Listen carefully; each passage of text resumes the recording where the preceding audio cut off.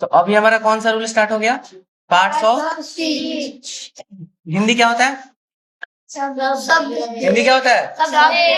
शब्द भेद। देखो पार्ट्स ऑफ स्पीच होता क्या है, अगर अपने भाषा में समझना हो तो ऐसे हम लोग देखते हैं कि बहुत सारा वर्ड है, पूरे कॉपी में बहुत सारा वर्ड है। यहाँ पे तुम देखो तो कितना सारा वर्ड सिर्फ डिफिनीशन में है। 1 2 3 4 5 6 7 8 9 10 11 12 13 14 15 16 17 18 19 20 21 22 23 24 25 26। ये सिर्फ आंसर में ही तुमको कितना दिख गया? 26 वर्ड। आंसर में ही तुमको कितना वर्ड दिख गया? ABCD को 26 वर्ड। 26 वर्ड, ठीक है। तो ऐसे ही जितने भी पूरे दुनिया में तो हजारों लाखों वर्ड्स है, उसका तो कोई लिमिट ही नहीं है। अब कोई भी बुक देखते हो, हर एक बुक में बहुत सारे वर्ड्स भरे पड़े हैं ना। तो होता क्या है कि हर एक वर्ड का अलग अलग काम होता है, हर एक वर्ड का अलग अलग काम होता है। जैसे क्लास में 4 को बच्चा है, तो राजवीर का काम है खाली कूदना, ऋषभ का काम है खाली पढ़ना, है ना। अंशिका का काम है खाली ट को थ बोलना। तो ऐसे ही सबका अलग अलग काम है ना अंशिका। तो देखो इसी हिसाब से हम लोग क्या किए हैं कि जैसे यहाँ पे हम बोल सकते हैं कि हम 3 बच्चे को अलग अलग बांट सकते हैं, उसी तरीके से यहाँ भी अलग अलग वर्ड्स को क्या करते हैं, अलग अलग ग्रुप में बांट के रखे हुए हैं, ठीक है। तो हर एक वर्ड का जैसे जैसे उसका काम, उसके काम के अनुसार जो वर्ड जैसा काम करता है उस हिसाब से हम उसको क्या किए, अलग अलग ग्रुप में रख दिए हैं, जिसको क्या बोलते हैं, पार्ट्स ऑफ स्पीच। अब देखो इंग्लिश में डिफिनेशन क्या है, all the English words are divided into 8 groups according to the word they do in a sentence. These groups are known as parts of speech. इसका मतलब क्या हुआ कि जितने भी मतलब सारे इंग्लिश के वर्ड्स, क्या सारे इंग्लिश के वर्ड्स को डिवाइड किया गया है कितने ग्रुप में, 8 ग्रुप्स में। कैसे डिवाइड किया गया है, तो उनके काम के अनुसार जो वो सेंटेंस में करते हैं। मतलब कोई भी वर्ड किसी सेंटेंस में जिस तरीके से काम करता है हम उसको क्या करते हैं, उसके बाद सेंटेंस में काम देखने के बाद उसको ग्रुप में रखते हैं, जिस ग्रुप को क्या बोलते हैं, पार्ट्स ऑफ स्पीच। ठीक है, कितने है पार्ट्स ऑफ स्पीच, तो 8 है। कितने, 8। नाउन है, प्रोनाउन है, एडजेक्टिव है, वर्ब है, एडवर्ब है, प्रीपोजिशन है, कंजक्शन है और इंटरजेक्शन है। अब यहाँ पे याद रखना है, बहुत बच्चे कंफ्यूज हो जाते हैं कि कंजक्शन और इंटरजेक्शन है ना, तो ये वाला जंक्शन है और ये वाला जेक्शन है। याद रखने का सिंपल सा तरीका है, देखो सी से क्या होता है, हुआ सी से छपरा जंक्शन होता है ना, छपरा जंक्शन अपना होता है ना, छपरा जंक्शन होता है। तो ये जंक्शन आ रहा है, तो जाहिर सी बात है सी वाला क्या होगा, जंक्शन। सी वाला क्या होगा, तो देखो कंजक्शन हो गया। ठीक है, कंजक्शन बोल सकते हो। उसी तरीके से आई से क्या होता है, इंजेक्शन। क्या होता है, इंजेक्शन होता है ना।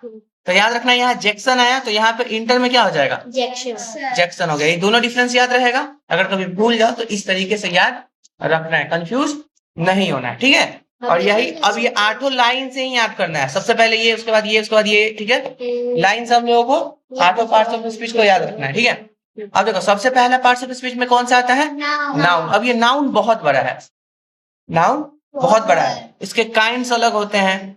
अब कुछ नए नए लोग आए हमारी तरफ, वो लोग पढ़ने में थे कमजोर, तो बोले बात हम काइंड्स बहुत सारा है, हम इतने ही याद करेंगे, हम कम याद करेंगे, तो वो लोग नया मॉडर्न क्लासिफिकेशन बना दिया। ठीक है, उसके बाद कुछ लोग आया बोला कि बाकी दोनों मेरे लिए हार्ड है, हम इसको नंबर के आधार पे बांट देंगे नाउन को, तो वहां नंबर ऑफ नाउन बन गया। कुछ लोग बोला बाकी वो सब नहीं पढ़ेंगे, हम क्या करेंगे, जेंडर के आधार पे बांट देंगे। ठीक है, तो यहाँ पे नाउन हुआ, काइंड्स, फिर मॉडर्न क्लासिफिकेशन, फिर नंबर और फिर जेंडर, चारों को अलग अलग पढ़ना है। ठीक है, आज हम लोग देखते हैं सिर्फ नाउन को, सिर्फ नाउन को, क्योंकि उनके काइंड्स ऑफ नाउन को भी हम लोग एक्सप्लेन नहीं कर रहे हैं, तो सिर्फ नाउन को ही देखते हैं। सबसे पहला व्हाट इज नाउन, नाउन क्या होता है, सबसे पहला पार्ट ऑफ स्पीच क्या है, नाउन, और इसी नाउन का डिफिनेशन हम लोग यहाँ पे पढ़ने वाले हैं। तो सबसे पहले व्हाट इज नाउन, तो दिया हुआ है, a noun is the name of a person, place, animal और थिंग। मतलब किसी भी आदमी का नाम हो, चाहे जानवर का नाम हो, कुत्ता का नाम हो, बिलाई का नाम हो, है ना, बंदर का नाम हो, जैसे बंदर का नाम है राजवीर, बिल्ली का नाम है अंशिका, है ना, चूहा के नाम में अंश, नहीं जी, अंश है, अंश पांडे दोनों। तो किसी का भी नाम हो उसको क्या बोलते हैं, उसको हम लोग नाउन बोलते हैं। अभी नाउन पे आओ, ठीक है, उसको हम लोग क्या बोलते हैं, नाउन बोलते हैं। ठीक है, अब देखो इसको समझने का सिंपल तरीका समझो। जैसे मान लो कि हम अपना आंख बंद कर लिए, ठीक है, आंख बंद कर लो सब लोग। उसके बाद किसी भी मतलब हम बोल रहे हैं, मानो इस रूम में एक पंखा लगा हुआ है, ठीक है, सब लोग को पता है। सोचो कि वो पंखा जो है उसके ऊपर एक बंदर है। सोचो, देखो, एक इमेजिन करो बस, मानो पंखा बंद है, उसके ऊपर एक बंदर है। सोच रहे हो? तुम लोग को दिख रहा होगा एक छोटा सा बंदर, प्यारा सा राजवीर दिख रहा होगा चाहे वहां पे, है ना?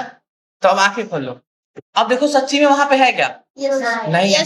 पंखा वहां पे रुका हुआ है, नहीं चल रहा है, लेकिन हम लोग इमेजिन कर लिए ना। अच्छा एक बात बताओ, हम पंखा बोले हैं तो उसी को क्यों हम देखे हैं? यहाँ पर आप बोल के बोले, हम टेबल को पंखा क्यों नहीं मान लिया है? हम लोग सर के ऊपर जो नाच रहा है उसी को पंखा क्यों बोलते हैं? क्योंकि उस पंखे का नाम क्या है? पंखा। नाम, उसका नाम है ना? तो जब भी किसी चीज का हम नाम ले रहे हैं और हमको पता चल जा रहा है कि वो चीज ऐसा होता है, तो हम उसको क्या बोलेंगे? नाउन। Sorry, noun. नाउन बोलेंगे। प्रॉपर नाउन भी कहाँ पर आ रहा है? उसको क्या बोलेंगे?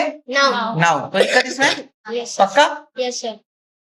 ठीक है। उसी तरीके से राम हो गया, बॉय हो गया, माउंटेन हो गया, डॉग हो गया, सिटी हो गया, पटना हो गया, और भी बहुत कुछ है, ठीक है। अब देखो नाउन को कितने भागों में बांटा गया था सबसे पहले, ठीक है। नॉर्मल अगर कोई पूछे काइंड्स ऑफ नाउन कितने हैं, तो हम लोग क्या बोलेंगे?